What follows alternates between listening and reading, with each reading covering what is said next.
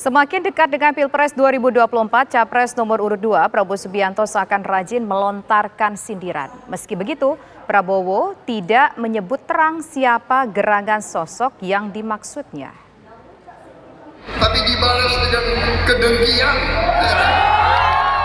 Prabowo Subianto seperti sedang memendam kesal saat kata-kata yang terucap seakan mengekspresikan suasana hati. Situasi itu terekam kala Prabowo berkunjung ke Medan, Sumatera Utara pada Sabtu 13 Januari 2024.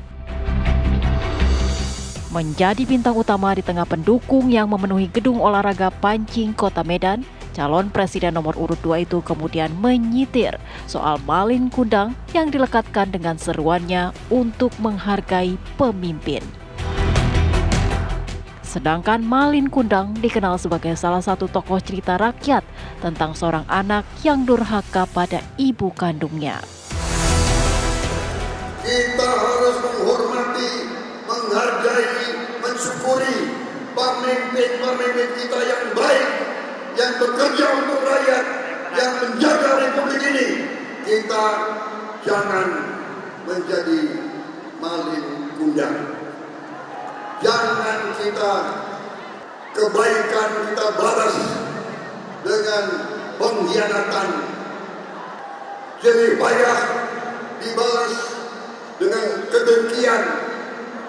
Jangan, kita tidak akan menjadi negara yang baik. Sebelum berpidato di Medan itu, Prabowo juga sempat melontarkan peribahasa air susu dibalas air tuba.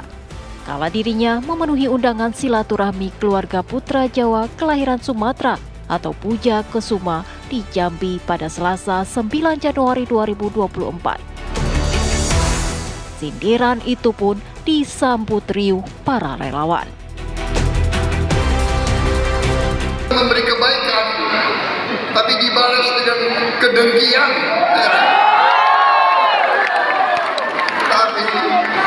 Tapi nenek moyang kita sudah mengajarkan, ya kan? Dia mengajar kita hati-hati.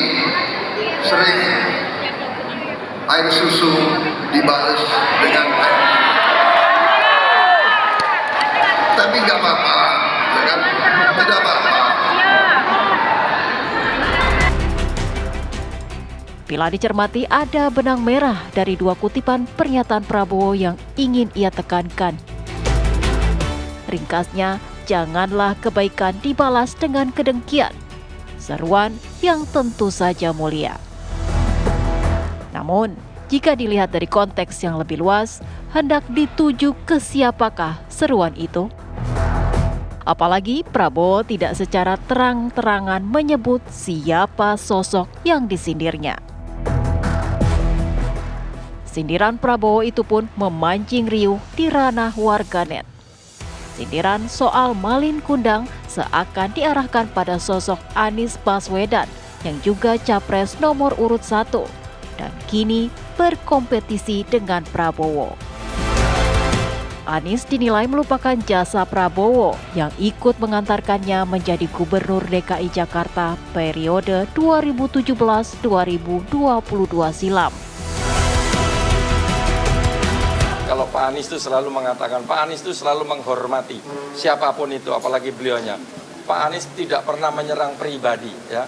Kalaupun beliau ofensif seperti itu, saya pikir masyarakat yang menilai. Pak Anies tidak akan melaporkan kalau itu hanya kritik-kritik, ya, kecuali mengancam keselamatan. Nah, itu Pak Anies akan melaporkan. Itu sudah dilakukan selama ini, sejak di Gubernur DKI sampai saat ini.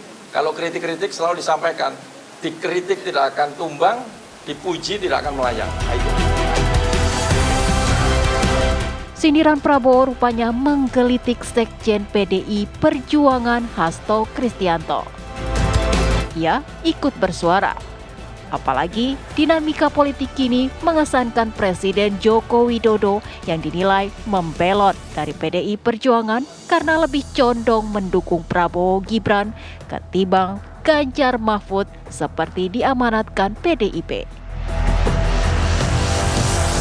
Terkait dengan malin kundang, pengkhianat, itu sebenarnya juga kepercik muka sendiri. Karena politik ini harus diwarnai dengan dedikasi bagi bangsa dan negara. Banyak komen-komen yang saya baca di dalam pernyataan Pak Prabowo tersebut, apakah ini tidak terkait dengan Pak Jokowi? Itu komen-komen dari kalangan netizen. Sehingga mereka kemudian bertanya kepada Pak Prabowo, apakah ini karena apa yang ditargetkan satu putaran menjadi tidak tercapai? Mendekati Pilpres 2024, pernyataan para tokoh rentan menaikkan tensi politik. Segenap pihak semestinya mampu menahan diri demi terwujudnya atmosfer politik yang kondusif. Tim TV One mengabarkan.